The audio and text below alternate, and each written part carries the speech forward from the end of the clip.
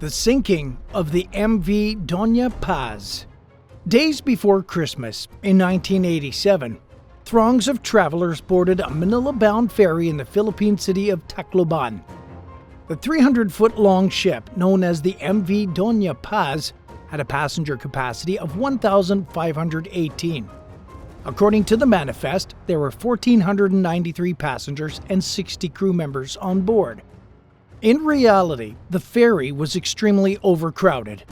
Most of the passengers weren't even on the manifest. Many of them were last-minute travelers, including a military unit of 1,000 soldiers and children under 4 who weren't typically counted. While estimates vary, it's believed that there were over 4,300 people on the ship, nearly 3 times the amount of passengers it was designed to carry. As many as 3 or 4 passengers crammed onto each bunk and cot, while others slept in corridors and sat on the floor. The ship was so packed that there wasn't enough food or restrooms to accommodate everyone. Shortly before midnight, the Donya Paz collided with the MT Vector, an oil tanker carrying more than 8,000 barrels of highly flammable gasoline and kerosene. The Vector's cargo caught fire, and the flames quickly spread to the Donya Paz and the surrounding fuel-contaminated water. Chaos ensued aboard the wildly disorganized ferry, which sank within 2 hours, killing the entire crew and all but 25 passengers.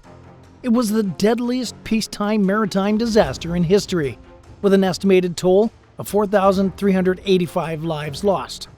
The survivors jumped into the shark-infested waters after deciding it was better than burning to death aboard the sinking ship and clung to suitcases while awaiting rescue.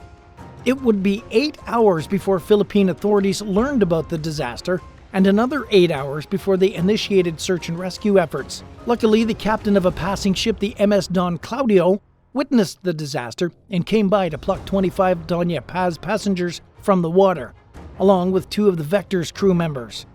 An investigation carried out by the Philippine Coast Guard found that there was only 1 apprentice member monitoring the bridge of the Donya Paz when the crash occurred. Everyone else was drinking, partying, and relaxing, including the captain, who was reportedly watching a movie in his cabin. In the tragedy aftermath, surviving relatives of victims who weren't on the manifest demanded the same compensation that the families of listed passengers would receive. The fact that only 5 of the survivors were listed on the manifest was ample proof that the ship was filled with unlisted travelers. Authorities absolved the ferry's parent company, Sulpicio Lines, of any fault in the crash, despite the crew's obvious failures to operate the ship safely. The Philippine Supreme Court ruled that the Vector's owners were responsible for compensating victims because the tanker was operating without a license, a lookout, or a qualified master. Decades of court battles ensued as grieving families fought for indemnity payments. Philippine courts rejected their attempt to file a class action lawsuit, so they eventually took the case to a U.S. court. In 2017, finally, the judge overseeing the lawsuit ordered Sulpicio Lines and Caltex, the company that chartered the Vector, to pay 200,000 Philippine pesos to each plaintiff. The payouts only amounted to around $3,670 each, but the ruling nevertheless marked a long-awaited victory in the nearly 30-year battle for justice. The Donya Paz wreck was discovered in 2019 by a team of researchers dedicated to locating deep-sea shipwrecks. It was found sitting upright on the bottom of the Sibuyan Sea at a depth of 1,640 feet. The team also located the Vector, which also landed upright on the seafloor. Both wrecks are in good condition. Do you think the Philippine courts paid the families enough money for what happened? Tell us in the comments and hit subscribe while you're at it. Messina earthquake and tsunami. Around 5:20 in the morning on December 28, 1908, residents on the island of Sicily and in the Calabria region of southern Italy were awakened by a 7.5 magnitude earthquake that lasted more than 20 seconds. Its epicenter was in the Strait of Messina, which separates Sicily from the Italian mainland. 10 minutes later, the water on both sides of the strait quickly withdrew from the shoreline by hundreds of feet. A devastating 40-foot tsunami followed, claiming the lives of earthquake survivors who had fled to the beach to get away from the collapsing buildings. Homes, businesses, churches, government buildings, embassies, and ships were reduced to rubble or washed away. The first wave was followed by two larger waves, which hit the coast in rapid succession. The cities closest to the earthquake's epicenter, Messina and Reggio Calabria, were also hit by the largest tsunami waves. Both cities were almost completely destroyed, along with dozens of nearby coastal towns. In Messina and Reggio Calabria alone, somewhere between 75,000 and 82,000 people died in the earthquake, and another 2,000 perished in the tsunami. When all was said and done, only about 50 houses remained standing in Messina, and the historical city center was completely destroyed. Buildings that had withstood previous disasters were reduced to rubble, and large chunks of the shoreline were swallowed by the sea, permanently changing the appearance of the coast. The city's population was slashed nearly in half by the disaster, and most of its officials and police force were dead. Survivors took matters into their own hands and began helping others who were trapped or injured, digging through the debris with their bare hands and pulling people out of collapsed houses with ropes. But with nearly all nearby hospitals in ruins and most doctors and nurses dead, the volunteers' ability to save people was limited. Wounded victims were in dire need of medical care, but all they could do was wait for more help to arrive. Even after the military reached Messina, it took days for them to rescue all the survivors they could find and weeks to search through the rubble for human remains. Many bodies were never recovered. In addition to the sheer destruction that rescuers had to sort through, prisoners who had survived the double disaster were on the loose and were looting the destroyed city. In an effort to get things under control, Prime Minister Giovanni Giolitti imposed martial law and ordered the military to shoot all looters. Sadly, the directive included people who were looking for food and searching for trapped loved ones. Numerous countries and charities stepped in to provide assistance, including the Red Cross and the Russian, French, and American militaries. With their help, the pace of the cleanup effort picked up. The reconstruction of Messina began in 1909 under the requirement that the architecture was built to withstand earthquakes. Today, there are just a handful of structures that have been there since before the disaster, the oldest among them being a 12th century church. But a lot of the residents who were left homeless didn't stick around to live in the new Messina. Many moved to other parts of Italy shortly after the disaster, while others emigrated to the US. Between the number of deaths and those who relocated, historians estimate that only 19,000 people remained in the area and 2,000 in the city center. But the reconstruction brought an influx of construction workers who stayed permanently, and some former residents who moved away after the earthquake decided to move back. By 1911, Messina's population had increased to 127,000. As people waited for new homes during the rebuilding effort, they lived in temporary, hastily built shacks. The ramshackle housing was used for much longer than planned, however. In 2021, as many as 6,500 of Messina's residents lived in the makeshift structures.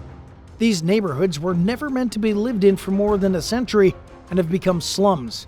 The shacks are falling apart, infested with asbestos, and structurally unsound. For decades, families have languished while waiting for the government to make good on their promises to build better housing. Finally, in 2021, federal funding was allocated to improve housing. The change came amid severe COVID-19 outbreaks that disproportionately affected the rundown neighborhoods, where alleyways are narrow and living conditions are cramped and humid. Under the new program, the government hopes to replace all of Messina's shacks within 3 years. While nobody should have had to wait this long, it's a relief that the authorities decided not to wait until another disaster comes along to finally take action. The sinking of the SS Cap Arkona.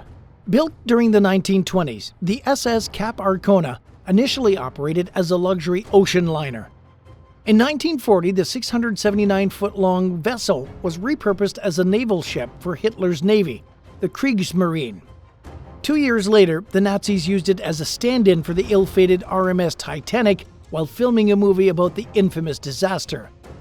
As Germany began to rapidly lose its grip on the war in early 1945, the Kriegsmarine used the Cap Arkona to relocate around 26,000 people from East Prussia to West Germany. The vessel was one of at least 500 ships that participated in Operation Hannibal, which saw the evacuation of 900,000 civilians and 350,000 military members over a 15-week period. It was one of the largest maritime evacuations in history. After making its third run across the Baltic Sea, the Cap Arkona was decommissioned. But as the Allies advanced on Germany, Nazi leaders dialed up their efforts to hide any trace of forced labor, while continuing to make last-ditch efforts to carry out Hitler's final solution.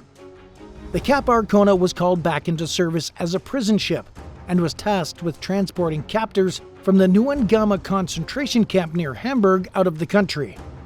Over 4,500 prisoners were crammed onto the ship with no solid long-term plan for where they would end up. Instead, they were kept aboard the vessel in Neustadt Bay, where they lived in squalor. Even on the ship, the prisoners were separated by nationality and religion and were kept under the watchful eyes of SS guards. Around the same time, leaders from Allied nations met on the Crimean Peninsula for what became known as the Yalta Conference. Following the talks, the British adopted a new military policy that entailed making a swift advance on the Baltic coast. Their goal was to halt the Soviets' westward advance so the British could liberate Denmark and restore the country's monarchy and gain a valuable ally in the process. To accomplish this goal, the British military took an urgent approach. They began to forego the typical protocols and procedures they had previously followed before taking action. At the same time, their communication lines became overburdened. Crucial intel and other important information wasn't being transmitted as fast as it needed to be. On the afternoon of May 2, 1945, just 3 days after Hitler's suicide, the Allies received word that high-ranking Nazi officials were trying to escape to Norway. The British Royal Air Force attacked German ships in the Baltic Sea, including the Cap Arkona and 2 other prison vessels, the Deutschland and the Thielbeck. The Cap Arkona became engulfed in flames and began to sink rapidly.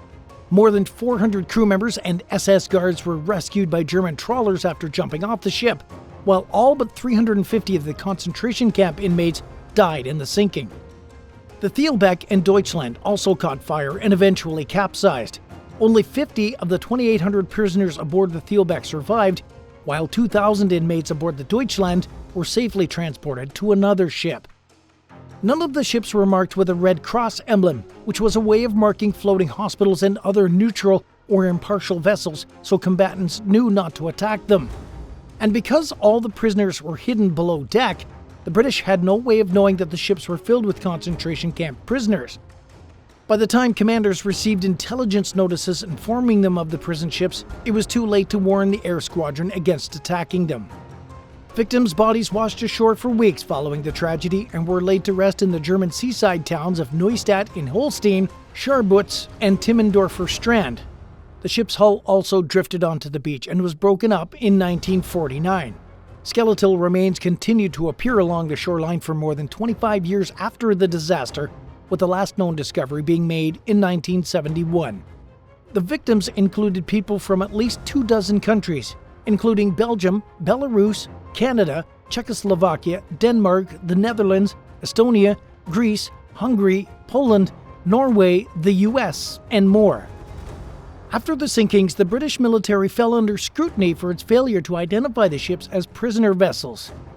Years later, in a 2000 interview with the Shanghai Star, Royal Air Force veteran Alan Weiss described the mistake as a horrible thing, but said that he and his fellow service members were just doing what their higher-ups told them to do. During a war crimes hearing, former Nazi leader Karl Kaufmann, who ordered the transfer of the prisoners to the ships, claimed that he planned to send the vessels to Sweden.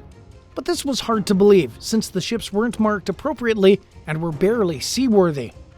Later on in the trial, 3 other defendants testified that, from their understanding, there were plans to blow up or destroy the ships with all the prisoners aboard, in accordance with Heinrich Himmler's orders to continue carrying out the final solution. The fact that the victims were killed on accident rather than on purpose doesn't make the tragedy any less heartbreaking. If anything, it speaks to the devastating consequences of war, including the innocent lives that are lost to violence by no fault of their own. Thanks for watching. If you'd like to learn more of history's forgotten disasters, let us know in the comments below. and be sure to subscribe so you don't miss out on the next installment of this fascinating topic. See you next time.